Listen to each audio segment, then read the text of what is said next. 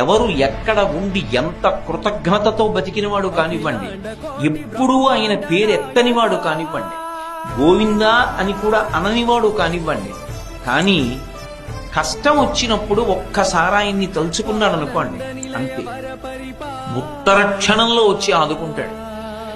కలలోనంత మున్నెరుంగని మహాకష్టాత్ముడైనట్టి దుర్బలుడు ఆపత్సమయంబునన్ నిజపదాబ్జాతంబు ఉల్లంబునన్ తలపన్ అంతని వచ్చి ఆర్తిహరుడై తన్నైన ఇచ్చును